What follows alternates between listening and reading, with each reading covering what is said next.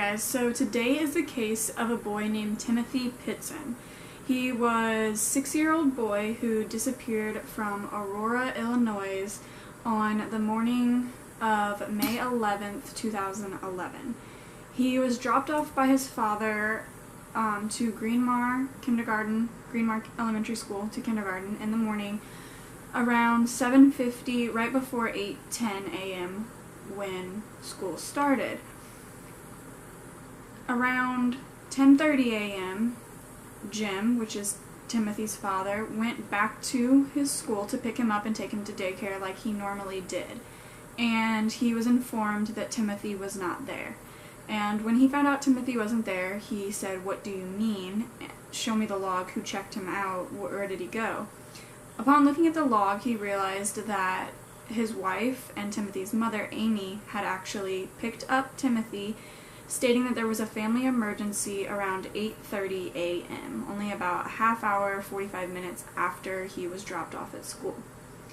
Now, this is a little bit strange because there was no family emergency. Tim got no phone call. I'm sorry, Jim or James?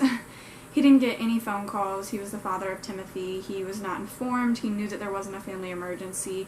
And he called Amy to try to figure out what was going on. And when she didn't answer, he tried not to panic and he called Amy's parents, Timothy's grandparents, and just to see if Amy and Timothy were there. Upon calling them, he found out that they were not there. And Amy and his relationship was very rocky. They had a lot of problems. It was not the smoothest marriage in the slightest. And this was actually Amy's 4th marriage. And it was her first child, and basically he thought that she was just mad at him and that she needed to cool off some steam and that, you know, she just left, but that she would come back and she would be back. So he was expecting her to be back. When he woke up the next morning, this was a Saturday, May 12th, he hadn't heard from Amy and he frantically was calling her repeatedly, again with no answer, and this is whenever he called the police to let them know that his wife and his 6-year-old son, Timothy, was missing, because he thought even if she is mad and she is coming home, if something did happen that was bad, if something, you know, dark or foul play was involved, then the police would be looking for them. So it was just a better case scenario, or the best case scenario that he could think of. Then the next day, on a Sunday, because Amy picked Timothy up from school on a Friday, she actually called her mother, and she told her mother, "I'm fine, Timothy's fine, and I just don't know what to do about this situation. I need some time until I can figure out what to do about the situation." She didn't give very many details, or at least her mother didn't give very many details on if she alluded to the situation she was talking about, or if, you know, there was specifics to the situation she mentioned. But upon getting this phone call, it really alarmed her mother. You know, at the same time, she reassured her mother she was fine, so her mother was just very on the fence and very confused. Then Jim, the husband of Amy, Jim's brother actually got a phone call from Amy, and Amy stated the same thing. "I'm fine, Timothy's fine," but then she said, "Timothy belongs to me." And Jim's brother thought that that was kind of an odd thing for her to say, and then she said, "I have to go now, I can't talk," and hung up the phone. Now, police authorities and Jim have said that they think that Amy did try to contact Jim, but the call was dropped or didn't go through, but Jim had relentlessly called her and had never received a call back. And this was very frightening once Jim's brother told him that Amy had stated that Timothy was hers. That was a red flag, and that really scared them because they weren't sure what was going to happen next, honestly. And this was about 1 p.m. on Saturday, It was about 1 p.m. on Sunday which was the 13th of May, 2011. Now, I mentioned that this was Amy's 4th marriage. She actually suffered from depression and was on medication for depression. She also had postpartum depression. She started suffering from depression the first time after her first divorce. And her mother said, you know, most of her adult years were spent with her struggling and battling this depression. And when she had Timothy, it really just brought this whole new light and life to her. And she was happy, she felt fulfilled, she was a mother. She still did struggle here and there with depression, but she absolutely adored Timothy, took so good care of him, was just a all-around great mother. And I'm going to go ahead and read some of the details off my notes really quick because there's a lot of time stamps and there's a lot of dates and I don't want to get them wrong for you guys, so that way it doesn't end up confusing. So some places say it was 3 days later, some say it was 2 days later, so I'm not sure if it was 1 p.m. on a Sunday or 1 p.m. on Monday, but one of those days she called her mother and Jim's brother to let them know that they were okay. And she was actually seen, I believe it was that Sunday, in my opinion, that's what more reports said, at a grocery store. And right before she was at the grocery store, she was actually seen at Dollar General, and she was seen on a video surveillance camera, and she bought a stationery, and she was not seen with Timothy at this time, and she had made the calls about 7 hours earlier, and she had not stated that she'd had Timothy, she stated he was safe, but Jim's brother actually claimed that he heard Timothy talking in the background of the phone call. So we know for a fact that Timothy was with Amy at 1 p.m., but he was nowhere to be seen on either surveillance footage at the grocery store or at Dollar General whenever she was spotted on surveillance footage 7-8 hours later. So this was surprising and alarming and just kind of confusing to everyone once these details came out, because Jim was actually woken up by a knock on the door from police officers. Around noon on Monday, he actually was informed that Amy's body had been found deceased in a hotel room, and the only things found with her in that hotel room was a bottle of water, a bottle of children's cough syrup, 2 suicide notes, and a bunch of photos laid out. This was just a huge shock to Jim.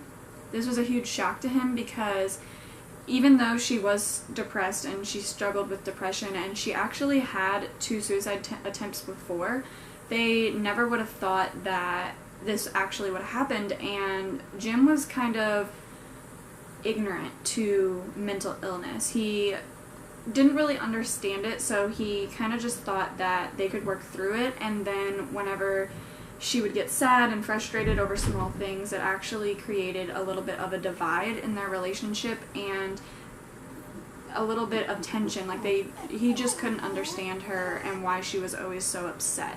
So that definitely didn't help, and it's actually super sad, but I'm going to read what the suicide note said, and I'm going to pull it up on my phone so that I don't say it wrong for you guys. So this is the suicide note that she wrote and mailed to her mother. She wrote one to her mother, left one in the room, and one was mailed to her friend. And the one that she sent to her mother said, "Maybe if Jim and I had been better, I would have been okay. But everything fell apart, and this time there was just too many pieces for me to pick up again. I can't take the chance of Jim hurting Timothy because of my choices, so I've taken him somewhere safe. He will be cared for, and he says that he loves you. Please know that there is nothing you could have said or done that would have changed my mind. I'm sorry for the hurt and difficulties I know you're going to face. I just hope you will be able to forgive me one day. I love you, Mom. Amy."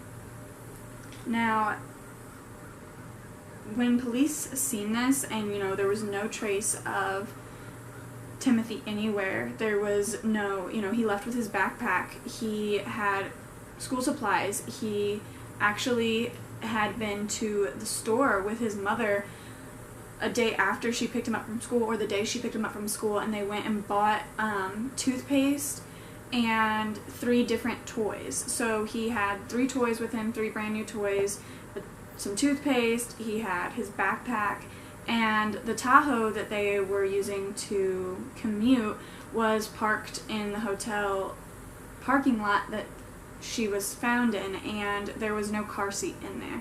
So this was extremely alarming. There was no sign of Timothy anywhere, absolutely no sign, and she said that he was somewhere safe. And this is really the biggest confusion of this case, in my opinion, because there's zero evidence that there is, in my opinion, there's zero evidence that alludes to Timothy being hurt or Timothy's life being ended. Also, typically, whenever a mother decides to end their life because of postpartum depression, or because the world might be better without them, and things of that nature, when they take a child with them, typically and very, very commonly, they will murder the child where they are, and then they will end their own life. And it's very, very, very rare, very uncommon. It's for a mother to put their child somewhere else. Like, if they choose to end their child's life, it's very, very odd for them not to be in the same place or the same room, because it's more time, it just defeats the whole purpose of you guys, of the person who's suffering with that mental illness, from thinking, oh, we're gonna end up in the same place, we'll be in the same place. It just doesn't make sense to end your own life, and if you did end your kid's life before it, why they wouldn't be anywhere near you, and none of their belongings would be around. If she was going to end her life, she wouldn't have to suffer the consequences of ending her own child's life, so why would she try to cover that up or try to make it harder to find out? It just didn't make a lot of sense, and it doesn't really fit what happens normally, as well as there being no evidence. So this was really alarming to everyone, and Timothy was at this point still missing. No one seen or heard anything from him except for 1 p.m. the day before, almost 24 hours prior, and she had been seen on 2 different video surveillance cameras without Timothy 6 or 7 hours after they knew he was with her. So when did she drop him off? Did she hand him off? Did she dispose of his body? You know, what exactly happened here is everyone's question, is the police's question, is Jim's question, it's her mother's question. And you know, Timothy is 6 years old, and Amy states in her suicide note that she doesn't want Jim to hurt Timothy because of her own choices, but there is absolutely zero evidence, even with their relationship being rocky, there is zero evidence that Jim was in any way abusive or any way, whether verbally or physically. It's just, there wasn't that domestic dynamic to it. There wasn't that violent dynamic to the relationship. It was just a lot of arguments and disagreements and frustrations. It was never physical. So, and at the same time, police couldn't find a single person that knew Amy that said that it would be likely that she actually killed Timothy. There was no one in Amy's life that thought she was capable of doing so. No one at all thought that she could have done that to Timothy, so everything points to him being alive. But then again, there's really no evidence. So they searched the Tahoe, and they actually found pollen underneath the back tailgate, and they found it from 2 different types of plants. And in Aurora, Illinois, there's a lot of fields. There aren't that many urban areas. It's a lot of rural areas. Illinois is just very vegetated. There's a lot of greenery happening, so they tried to narrow it down to where she might have gone, where she might have been, and the weird thing is them only finding it under the bumper means that she didn't just drive through a field, she must have backed up into one. So when she backed up into a field, was it to turn around because she just got done dropping him off? Was it to back up into the edge of a field so no one could see her trunk? Why did she only back up into this field? Like I said, was she just turning around after dropping him off or handing him off to someone? And if so, who was this mysterious person that he was handed off to? It just didn't really make a lot of sense. And they also found details from her GPS and receipts and things of that nature that showed that she had taken him to the zoo, Timothy to the zoo, the day of May 11th or the day of May 12th. I'm not completely sure. Either way, the day that she picked him up from school or the day after. So before she had made the phone calls, she was taking him to the zoo, to indoor water parks, and just various resorts, kind of almost just like a vacation of just them two, like good, like if she was planning on ending Timothy and her own life, maybe, you know, a good, great last day. But like I said, none of the evidence, which there isn't much, and nothing led to anyone to believe that Timothy wasn't alive. Nothing. Especially because she stated that Timothy was safe in her suicide note, and she said that he would be cared for. And then they found another piece of evidence. When searching the Tahoe, I believe is what vehicle she was driving, they actually found dried blood, and this actually was tested, and it was Timothy's blood.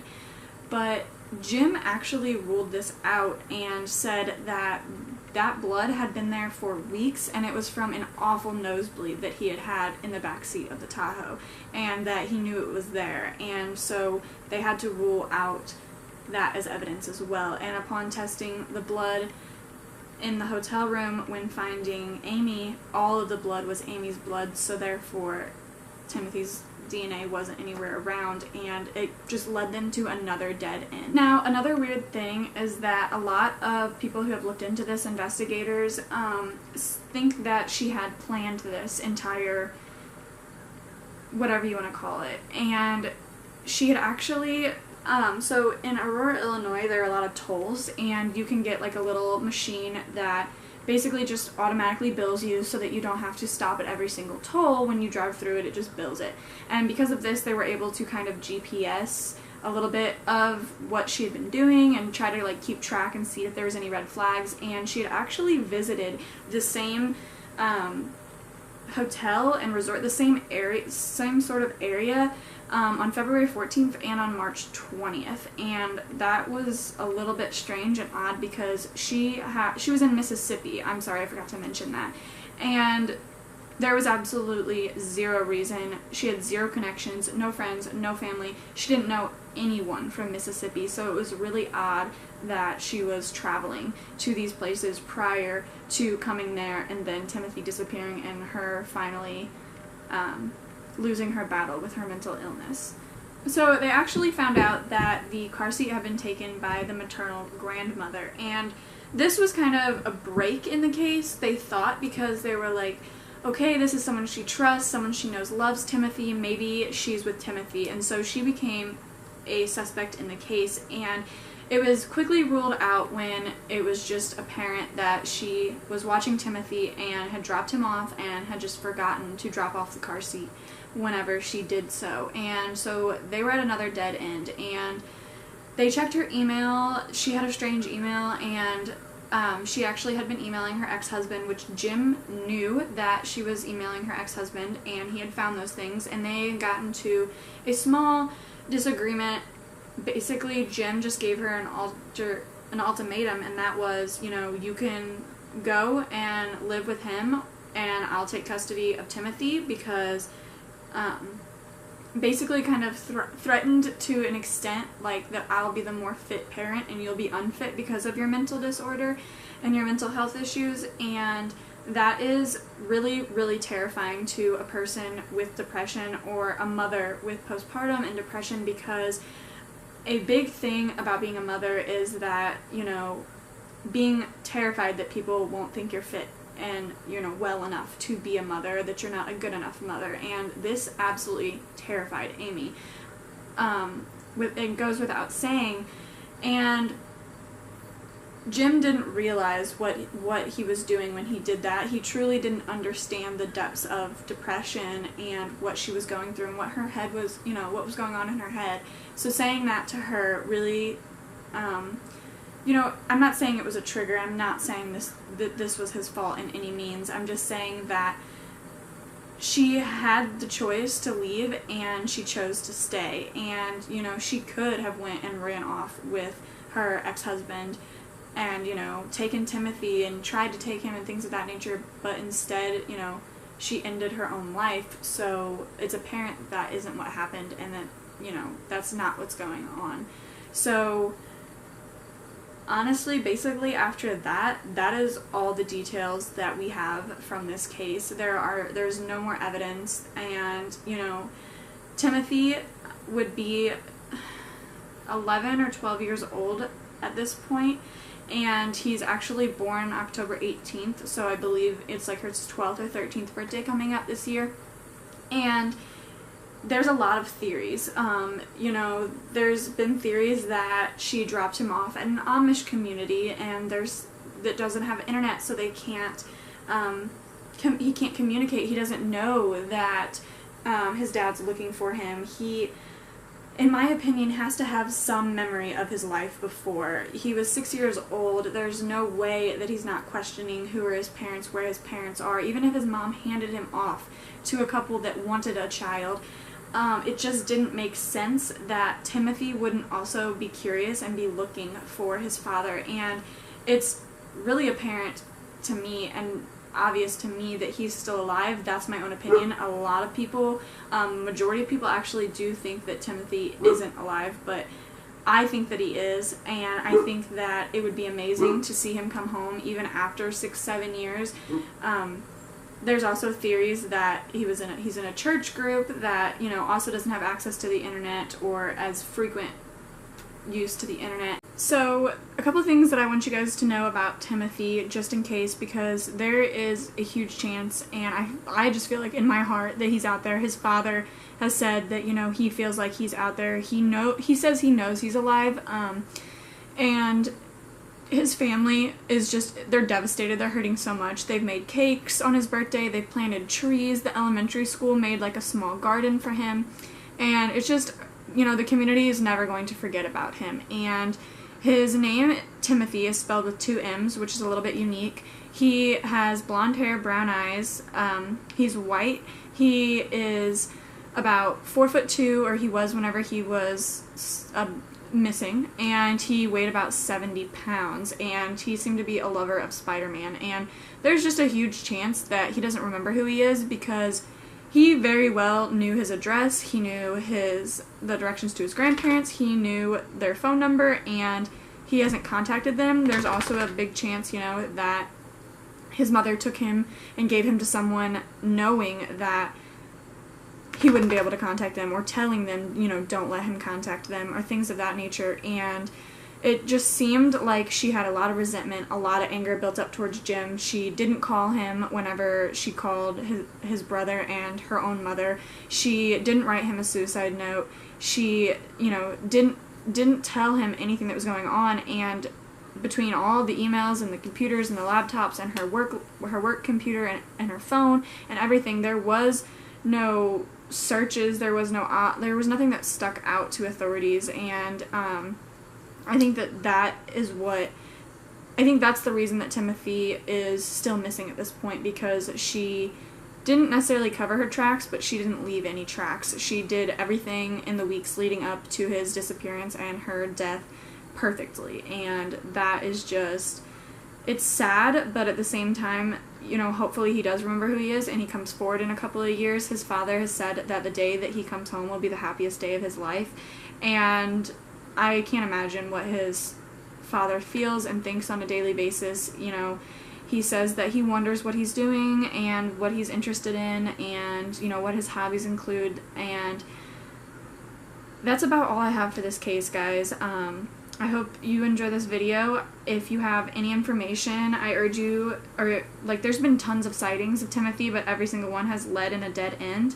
And if you have any information on the case, or you feel like you see him, if you're from one of these areas, The Aurora Police Department's number is 630-256-5500. Again, I hope you guys enjoyed this video, and I will see you guys in the next one.